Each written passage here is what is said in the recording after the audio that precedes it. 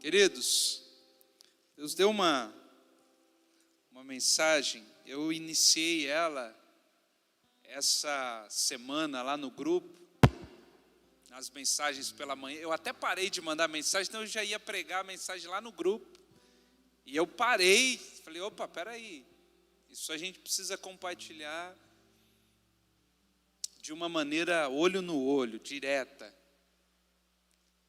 E eu espero que essa mensagem, ela edifique e abençoe a sua vida. Hoje nós estamos sem o telão aqui. Caiu? Queimou, filho? Deu problema? Deu problema aqui? E então, eu vou pedir para você abrir a sua Bíblia em Gênesis capítulo 4. Gênesis capítulo de número 4.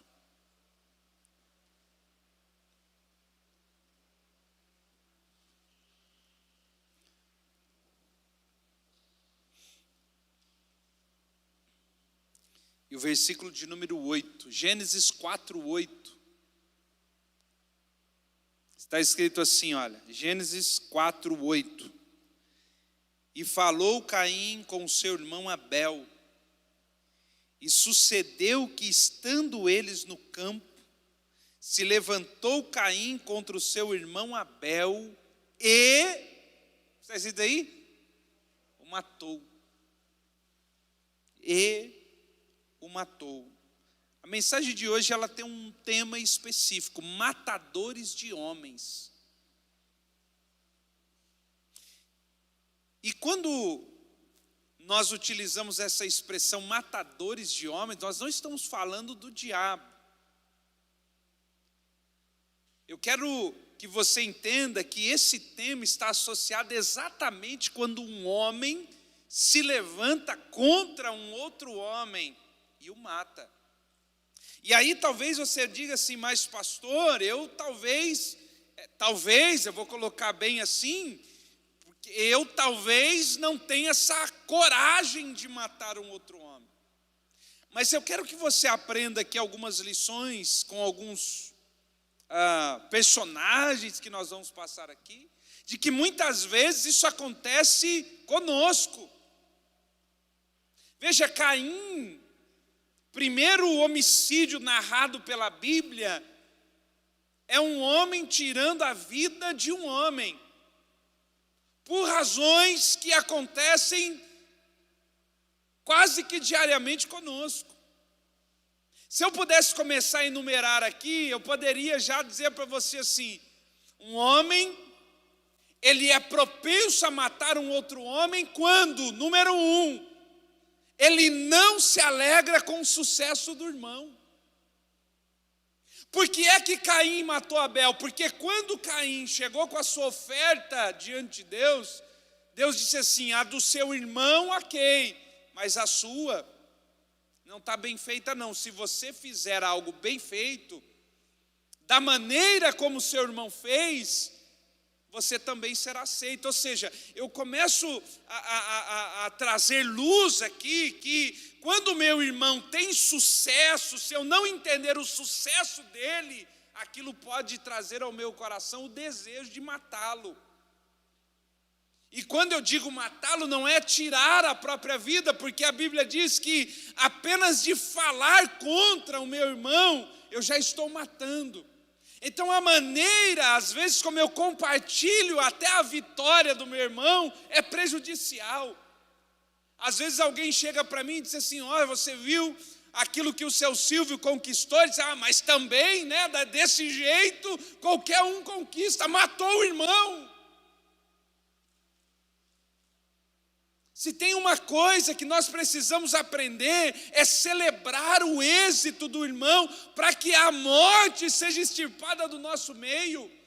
Homens que celebram o sucesso do outro, homens que aprenderam a dizer assim, cara, deu certo, Henrique, está abençoado, está prosperando, glória a Deus. Não há inveja no meu coração, não há maquinação no meu coração para tentar desmerecer a sua conquista, não. Eu quero celebrar o seu êxito. Eu não quero ser como Caim, um matador de homens, simplesmente porque não aprendi a celebrar o seu êxito, a celebrar aquilo que está dando certo na sua vida, a celebrar o seu progresso.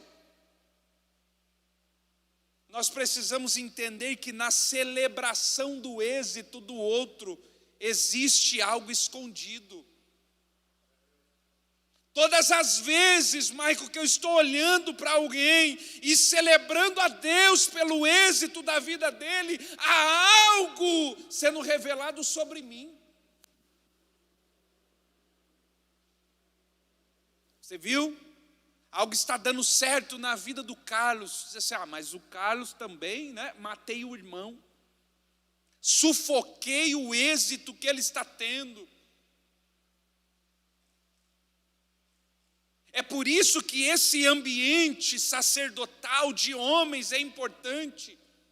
Quando nós falamos sobre um ambiente de homens, nós estamos falando de um lugar onde nós podemos esperar do irmão que está ao nosso lado a celebração do nosso êxito, a celebração da nossa vitória. E não importa, às vezes o irmão vai chegar aqui, ele está começando, e o êxito dele é que ele conseguiu comprar a sua primeira bicicleta. Pô, mas a gente vai, mas comprou uma bicicleta, para ele é o êxito, irmão. Não, mas você deveria ser um pouco mais ousado. Vamos falar sobre fé num outro momento. No primeiro momento, vamos celebrar com ele aquilo que ele conquistou. Não mate o irmão pela conquista que ele está tendo agora.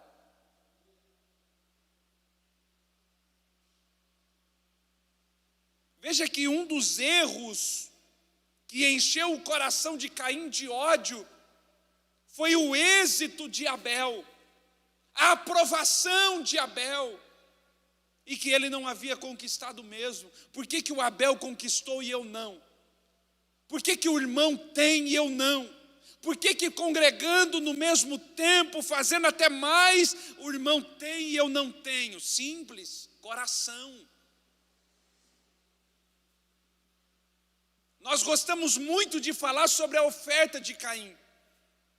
Porque a oferta de Caim foi a primícia. Porque o êxito de Abel estava ali na questão das primeiras coisas, amém. Mas o que deu resultado para a oferta não foi o que ele deu, foi coração.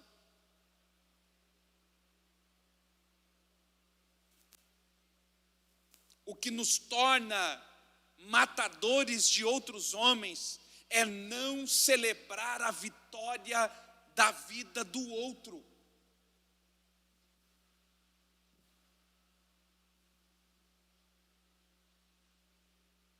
O irmão está começando a empreender, está empreendendo, começou um projeto.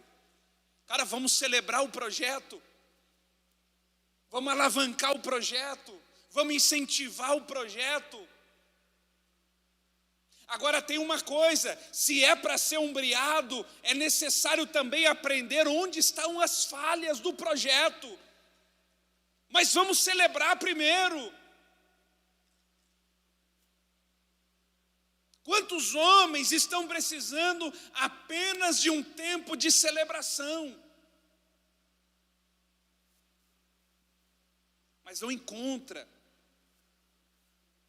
Porque nós estamos vivenciando a época do ambiente competitivo demais. Todo mundo precisa competir para ganhar espaço no mercado. Deixa eu dizer algo para você, querido, tem para todo mundo. Vou dizer de novo para você, você não entendeu. O espaço que nós estamos tentando disputar um com os outros não é necessário, tem para todo mundo. Isso é tão real, que quando Jesus conhece os primeiros discípulos, ele escolhe um dentre tantos outros barcos de pescaria que havia, Robert. Não havia só o barco de Pedro. Não era só o barco de Pedro naquela manhã, haviam outros que já haviam parado Outros que não haviam trabalhado aquela noite, não era só o de Pedro, mas Jesus entrou ali e mostrou para todo mundo que, mesmo que haja outras pessoas trabalhando na mesma área que eu, o peixe que é para mim é meu.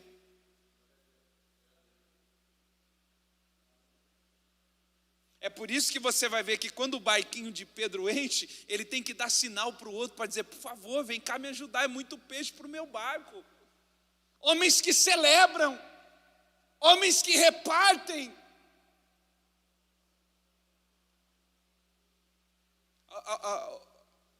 Vi, conta para mim rapidinho, por cima, quantos homens nós temos aqui, por exemplo? Imagine isso. Enquanto o Vini vai contando, homens que estão vivendo, Aguinaldo, um ambiente tão poderoso de hombridade, em que eles têm e repartem com o outro. 36.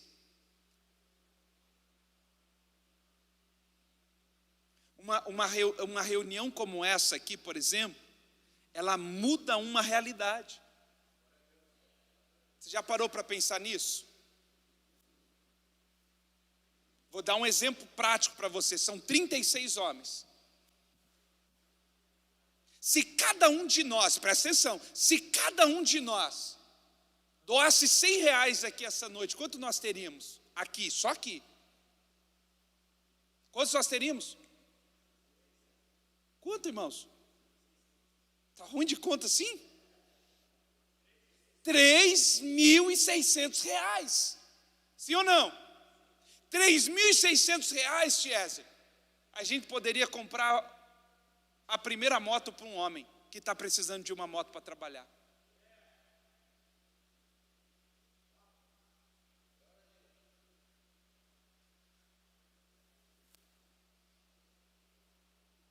Você tá entendendo isso?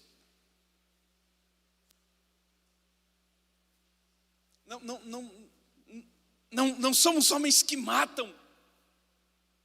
Homens que dão oportunidade, que abrem caminho, que têm visão, que têm propósito.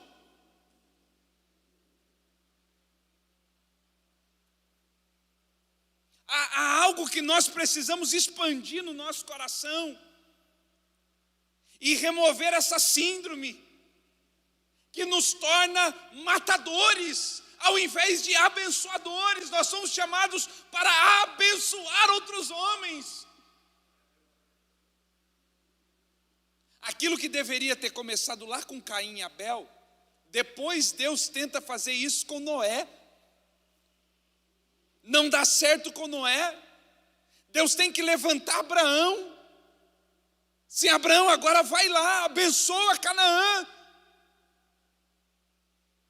Porque o propósito que eu tenho para o homem não é que ele mate, não é que ele amaldiçoe. O propósito de todo homem, em qualquer geografia que ele está, é abençoar aquele lugar. Se não pode ser bênção, querido, não fique. Eu fui chamado para abençoar. Se eu estou na minha empresa, presta atenção, se eu estou no meu local de trabalho e eu não posso ser bênção ali, sai fora. Não espera a direção de Deus. Não posso ser bênção, não posso ser mais alguém que vai abençoar esse lugar. Acabou, deu o seu tempo, vaza. Não posso ser bênção na igreja, vaza. Porque eu fui chamado para abençoar onde eu estiver. Eu não posso produzir morte. Eu não posso matar alguém que Deus me chamou para abençoar. É para dar vida. É para produzir esperança.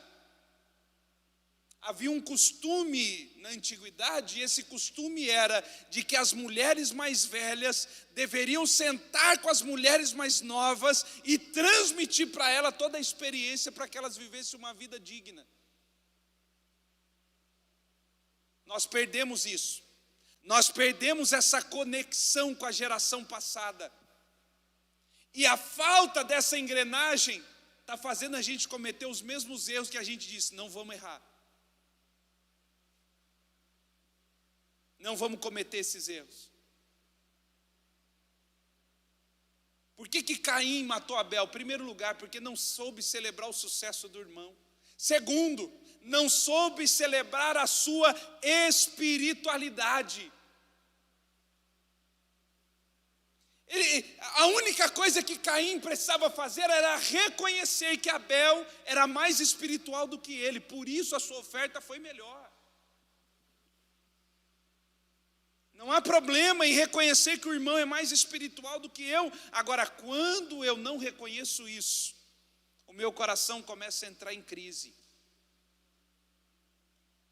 Como assim o irmão é mais espiritual do que eu? Como assim o irmão fez melhor do que eu?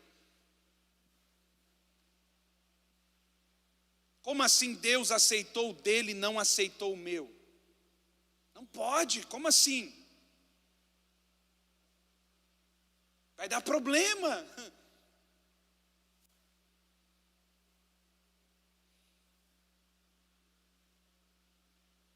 Eu tenho que glorificar a Deus por andar do lado de homens espirituais.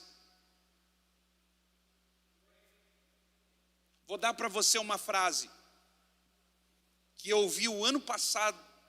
Estou tentando buscar o livro, não me lembro o título do livro. Mas essa frase, bum, foi uma bomba.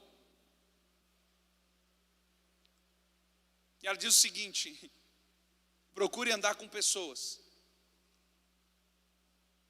que desse grupo de pessoas você é a mais burra dela. Pegou ou não? Você tem que estar cercado de pessoas muito mais inteligentes que você, cara. Você tem que estar cercado de pessoas que pensam mais alto do que você. A gente é que vai tentando fazer um grupo na nossa média. As pessoas que tentam caminhar com pessoas que pensam como ele não crescem, não prosperam, não evoluem. Você tem que olhar para alguém olhar para você e dizer assim: cara, você ainda precisa crescer, vamos, está atrasado, está demorando, precisa avançar mais rápido.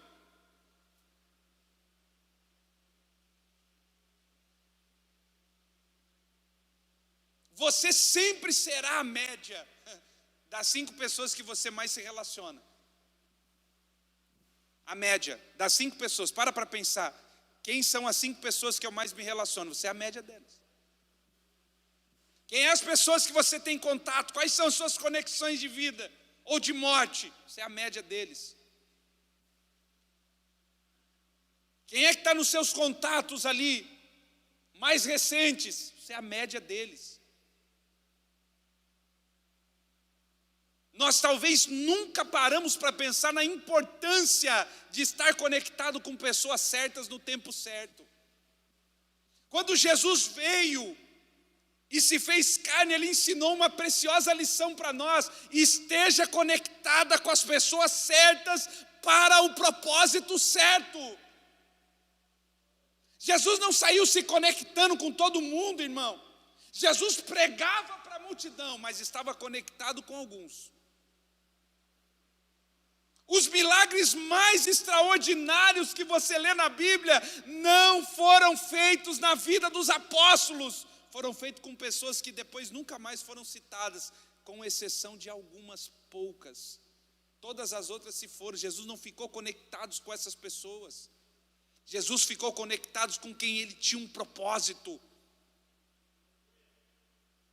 Vai ter pessoas na nossa vida que elas estarão ali, elas vão nos abençoar, elas vão nos instruir, mas não são pessoas para estar conectadas. Você está aí? Pessoas que vão passar pela sua vida e você vai dizer: uau, esse aqui é de Deus, uma bênção. Mas presta atenção, é só para ser uma bênção, não é para se conectar. Conectados apenas com pessoas que estão para o mesmo propósito. Pastor, e como é que eu vou saber? É simples. Qual é o seu destino? Para onde você está indo?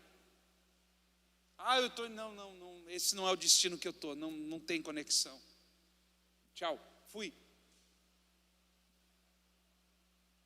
Caim só precisaria reconhecer do irmão: queridão, você é mais espiritual do que eu, por favor, me ajude, Como é que eu faço uma oferta? Hã? Como é que eu começo? Por onde que eu vou? Qual é a oferta que eu tenho que fazer? Como que eu escolho? Qual é o tempo? Qual é o valor? Qual é o tamanho? Enfim, você é mais espiritual do que eu, me ensina.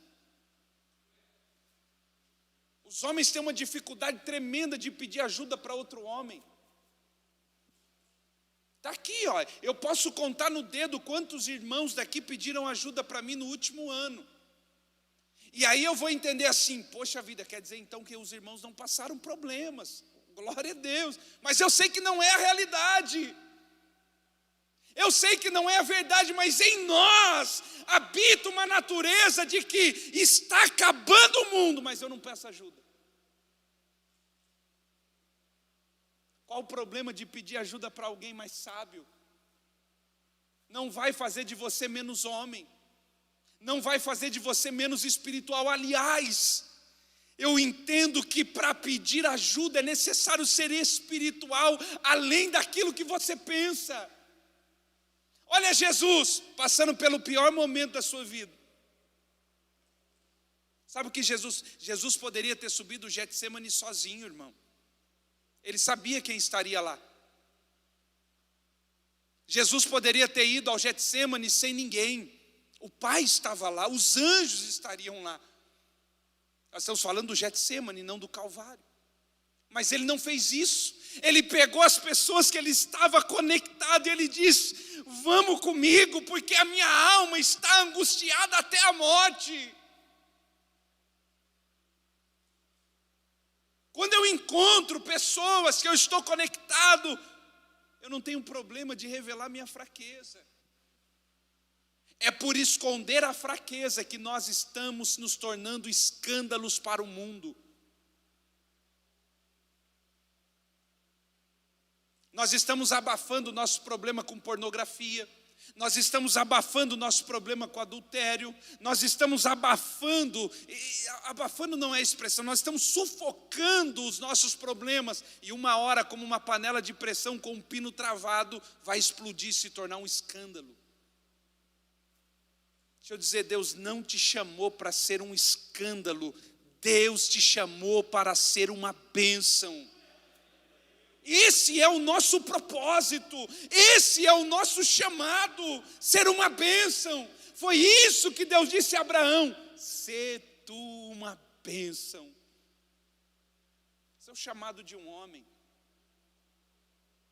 Diga aí para o homem que está pertinho de você: seja você uma bênção.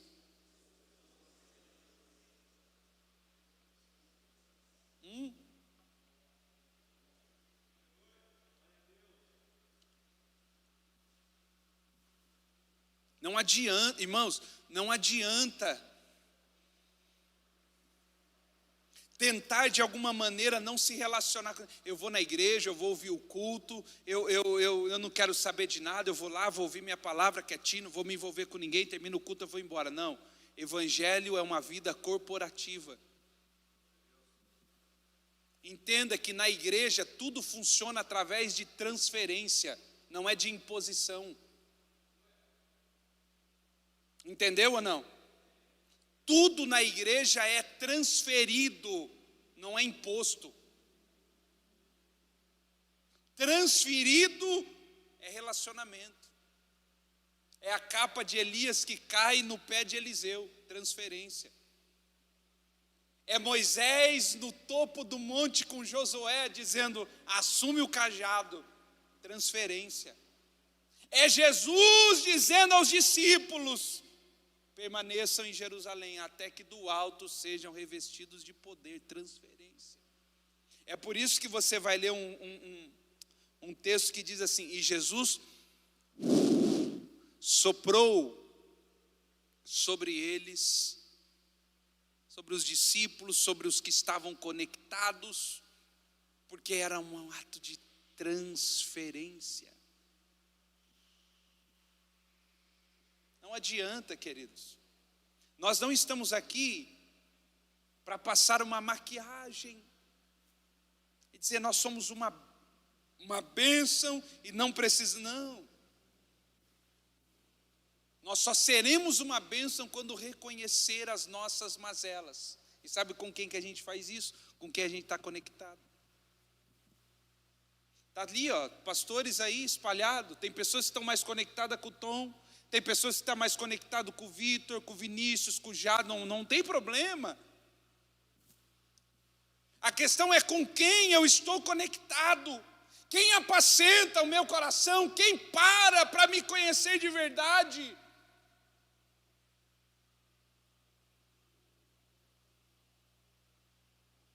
Porque é nessas horas, é nesses ambientes que as transformações acontecem.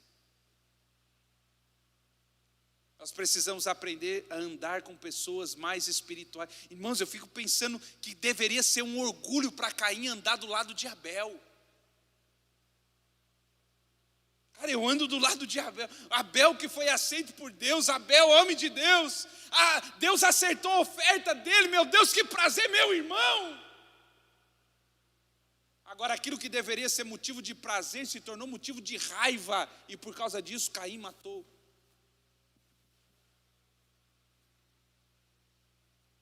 Às vezes você vai estar numa conversa e alguém vai dizer: você é lá da igreja do fulano. Poxa vida, conheço Rodolfo. Puxa, Rodolfo é uma bênção, e você deveria ter prazer de dizer: cara, caminho com o Rodolfo, uma bênção. É uma bênção lá, filho? Trabalha com o Rodolfo?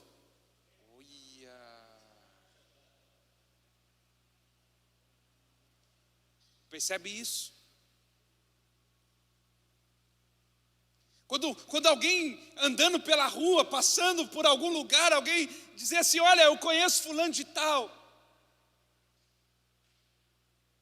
Isso é uma bênção, caminha comigo, meu irmão. Eu deveria ter prazer disso.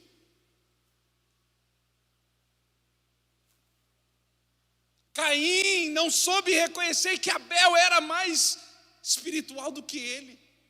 Por isso matou o seu irmão.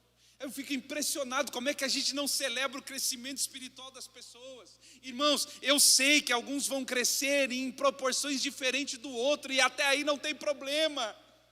O que a gente precisa enxergar é que está crescendo.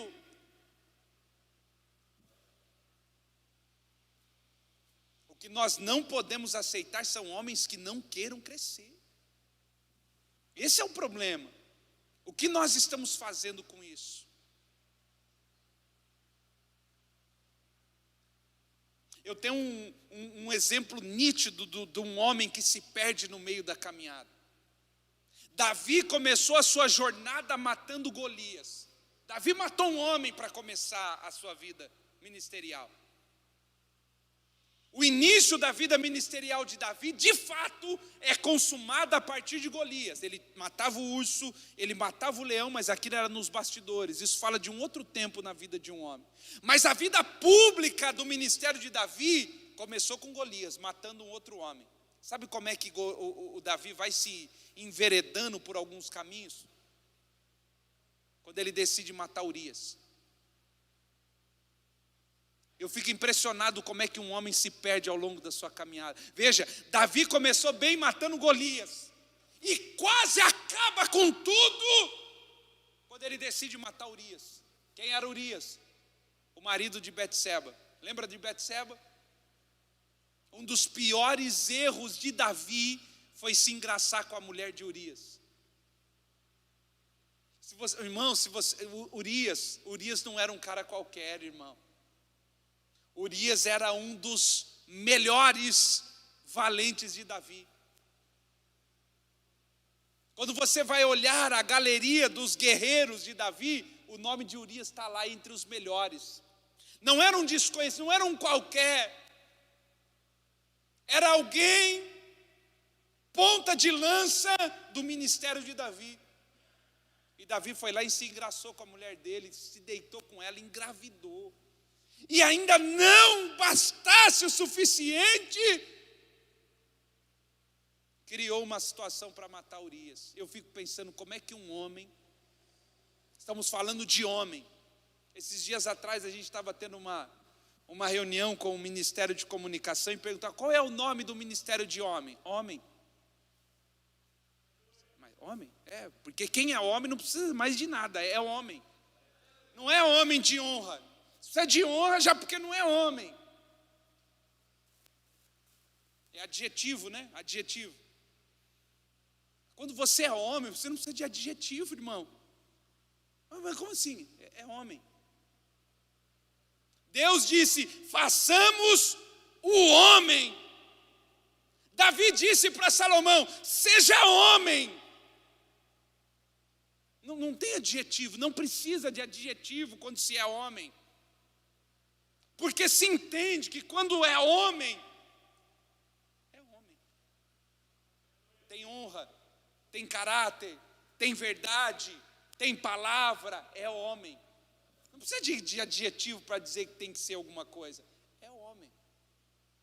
Você está aí? Então presta atenção, olha a trajetória de Davi.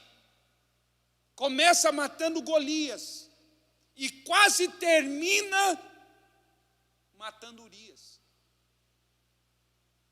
Tudo isso por quê, pastor? Por causa de uma mulher. Quantos casados? Quantos solteiros? Deixa eu dizer uma coisa para você. Mulher é uma bênção. Vou dizer, pelo amor de Deus, senão nós vamos fechar aqui, nós vamos orar e repreender esse espírito que não gosta de mulher. Mulher é uma bênção. Deixa eu colocar você dentro de um contexto de Davi. Davi era rei.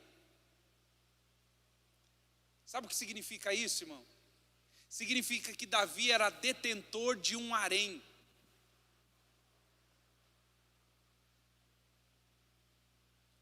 Hoje eu quero dormir com a fulana, para cá. Davi podia, ele tinha, Tom. A única coisa que Davi não podia era ter a mulher de um outro homem. Mas se ele pudesse e quisesse uma virgem, a filha de alguém, dizendo, eu quero a sua filha, virgem e tal, ele podia levar. E a pessoa teria o maior prazer em entregar ao rei. Mas não, ele quis se engraçar com a mulher de Urias.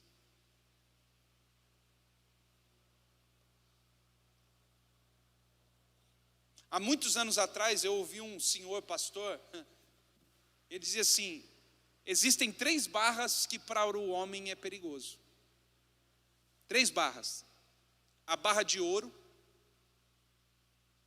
o velho da barra, e a barra de saia. Nós precisamos tomar cuidado, querido, porque nós estamos expostos. O homem de Deus, ele tem um alvo nas costas.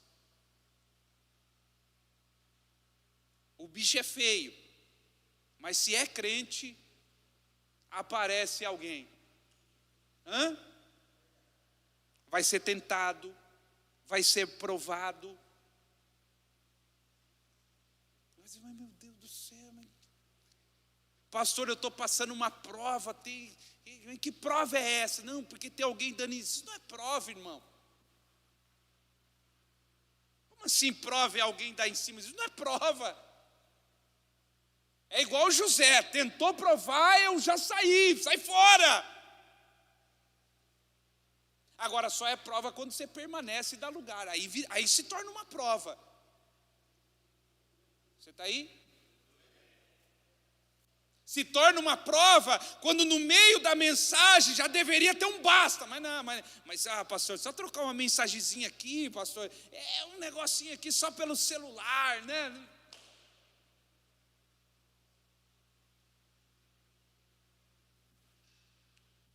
Não tem essa, meu amigo. Se tem uma coisa que nós precisamos entender, homens, é de que nós somos esposo. Em primeiro lugar, somos esposo. Não, vou dizer de novo, irmão, pelo amor de Deus. Vamos entender nossa responsabilidade como homem. Em primeiro lugar, nós somos esposo. Em segundo lugar, nós somos pais. Tem adolescentes aqui que precisam de pai. Desculpa a expressão que eu vou usar, Mas ela não precisa de um assediador, não. Ela precisa de um pai.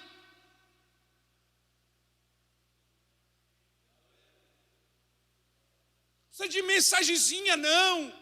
Você estava bonitinho no culto, você estava bem, eu vi que você estava triste no culto. Precisa de um pai. Esse é o nosso papel, esse é o dever de todo homem. Ser marido, primeira coisa, ser marido. Tem que ser marido, tem que ser homem. Segundo lugar, tem que ser pai.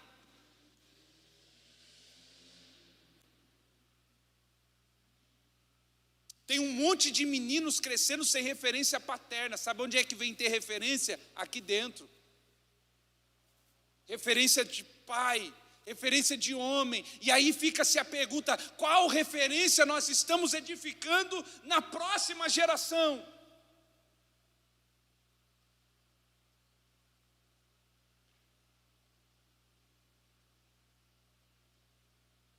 Referência paterna. Então veja, referência de esposo, referência de pai, referência de homem.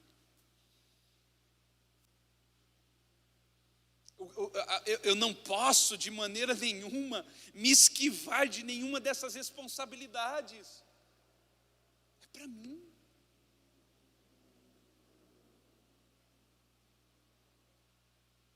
Esse é o meu dever, essa é a minha responsabilidade.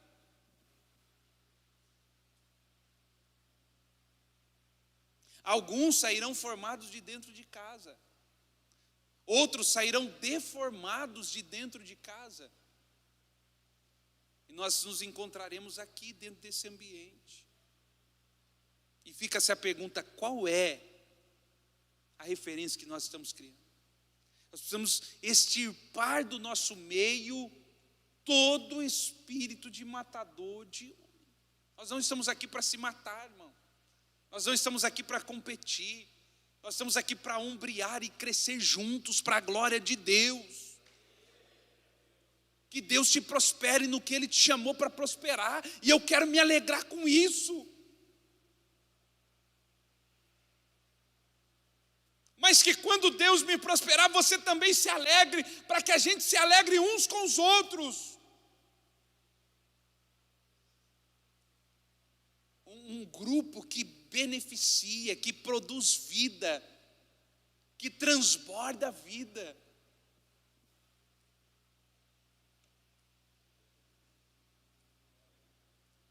O que nós não podemos é continuar com um péssimo hábito de não enxergar a vida do outro homem como sucesso.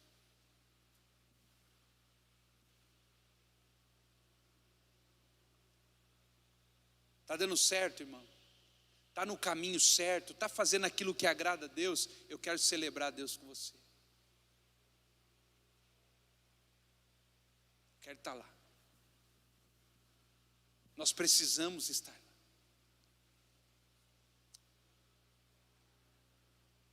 Nós não podemos criar um ambiente de competição, onde Deus nos chamou para sermos abençoadores.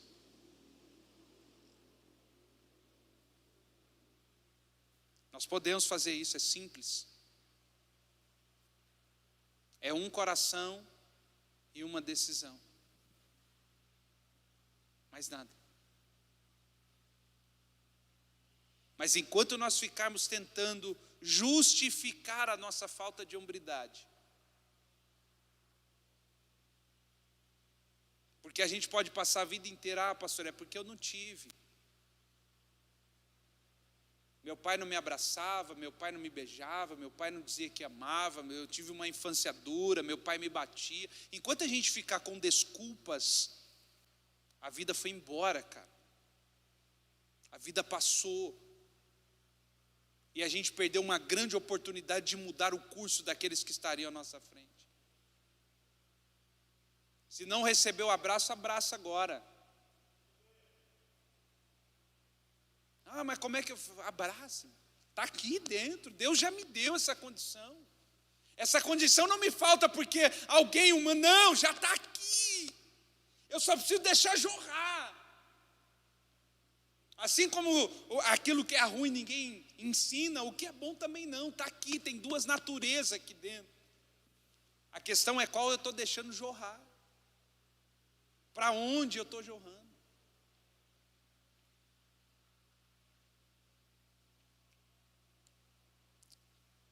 Oi, chegou aqui? Deu certo. Vamos celebrar junto, aleluia. Tem um bracinho feminino aí dentro aí, que negócio é esse? Vamos celebrar junto, Aline. Obrigado.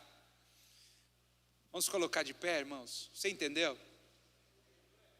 Você entendeu mesmo? Hã?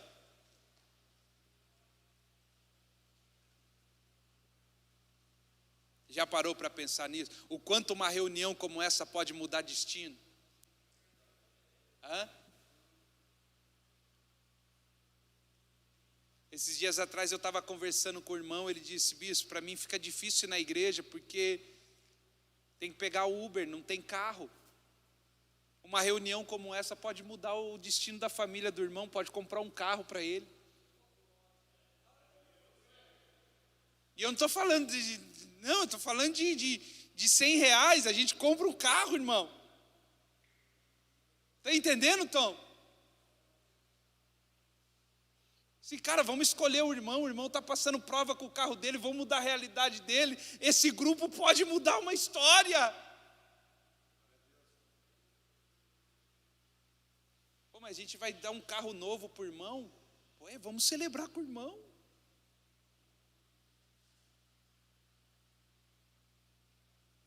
Você está aí, irmão? Você está ouvindo a mesma coisa que eu estou ouvindo aqui? A única coisa que eu não posso é ser um matador de homens. Pelo amor de Deus. E não pode começar bem e terminar mal como Davi. Mata Golias num dia, no outro está matando Urias. Não serve para caminhar com homens que num dia mata Golias, no outro mata Urias, não serve. Não dá certo.